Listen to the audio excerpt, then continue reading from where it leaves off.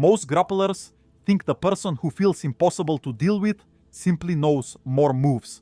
But a lot of the time, the real difference is much simpler, because they are rarely attacking you from the place where you are strongest. And before they try to pass, sweep, or finish a submission, they first move into a position where you cannot use all of your body against them at the same time. You can feel this immediately when training with someone bigger, because if you stay directly in front of them and try to push through their strength, everything feels heavy, every grip feels hard to break, and even the techniques you normally trust begin to feel weak. But the moment you move slightly to the side, turn them away, or make them adjust before they can fight back, the same person suddenly feels much easier to control. That is really what a good angle gives you, because instead of trying to beat the strongest version of the other person, you make them turn, recover, or catch up before they can use their strength properly. And while they are trying to face you again, you are already moving into the next position. The back is the clearest example, because you can attack them while they cannot attack you in the same way. But the same idea appears everywhere in Jiu-Jitsu, because when someone passes your guard easily, they usually do not just drive straight through your legs. They first move somewhere your legs cannot follow. When someone sweeps you cleanly, they usually do not just overpower your balance. They first move you toward a place where you have fewer ways to stay up. And when someone finishes from guard, they usually do not stay directly underneath you. They move far enough to the side that your posture and strength stop working the way they normally do.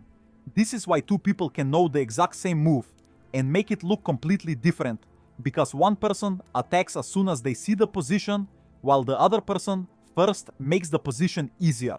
And that small difference is often the reason one person struggles and the other person looks smooth.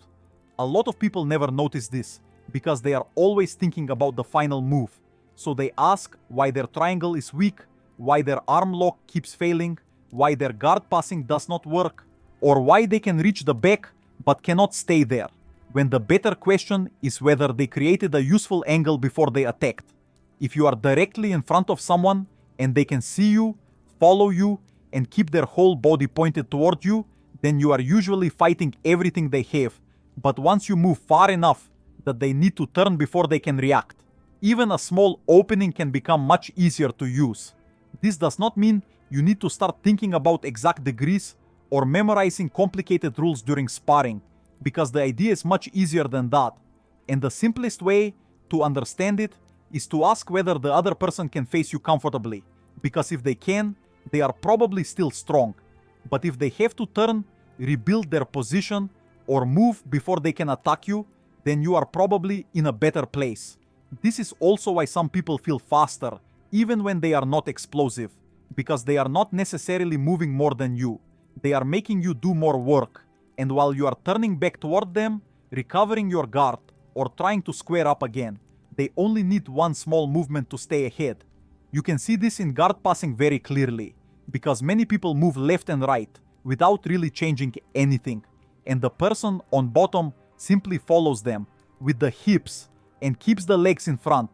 But a good passer first creates a reason the guard cannot follow, and once the person on bottom is turned the wrong way or forced to recover, the pass becomes much easier. The same thing happens from closed guard, where many people attack straight on and then wonder why the person on top can posture, lift, or pull away, but when the person on bottom moves toward the side before attacking, the same arm lock, triangle, or sweep often becomes much stronger without needing more force. That is one of the most useful ideas in Jiu-Jitsu, because it shows you that a weak move is not always a bad move, and sometimes the move only feels weak because you are trying it from the hardest possible place.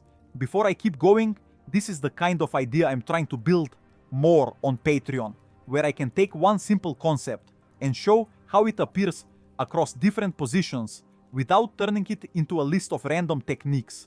So the Patreon link is in the description for anyone who wants the longer guides, extra breakdowns, and more ideas that can actually be tested in training.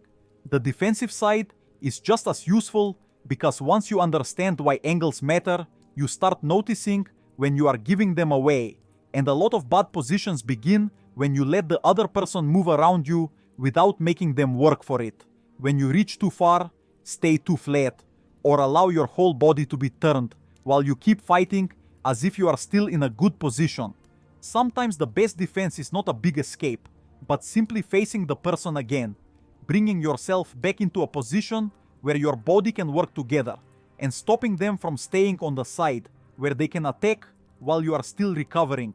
This also explains why inside position is so useful without needing to make it complicated, because when your arms, legs, or head are closer to the middle, it is usually easier for you to control the other person and harder for them to move around you, while once they take that inside space, you often feel like you are reacting late even before they have completed anything. A lot of rounds are decided there, not at the final submission or sweep, but during that small fight over who gets to stay inside, who gets to face the other person, and who forces the other one to keep turning. The easiest way to train this is to stop trying to fix your whole game and choose one position where you always feel stuck. Then spend a few rounds thinking less about the finish and more about whether you can create a better angle before you attack. If your guard attacks keep failing, try moving to the side first. If your passing feels weak, try making the person turn before moving forward. If you reach the back but keep losing it, focus on staying behind them instead of rushing the submission. And if someone feels too strong, stop asking how to push harder and start asking how to make them face the wrong direction. This kind of training changes things quickly because you begin noticing that many problems were not really about strength or missing techniques, they were about trying to attack while the other person was still in a comfortable position. A very good place to study how angles are created before the final attack is Craig Jones's Instructionals, because a lot of the value is not only in the move being shown, but in watching how he makes the other person turn, react, and give the next opening before he commits. And I will put the links in the description and pinned comment to the Instructionals that I think show this best. So check for active discounts before buying, because the full prices can be high. The main thing to remember is that better jiu-jitsu does not always come from adding another move, because sometimes the move you already know becomes much stronger when you stop trying it directly against the other person's best position, and first move somewhere their strength cannot follow as easily. So the next time someone feels too strong, too heavy, or too difficult to move, do not immediately assume you need a better technique, because you may only need to stop fighting them straight on, make them turn first, and attack while they are still trying to face you again. Comment your belt, where you train, and which position becomes much easier for you once you find the right angle. And subscribe if you want more jiu-jitsu ideas that help you understand why the moves work, instead of only giving you more moves to remember.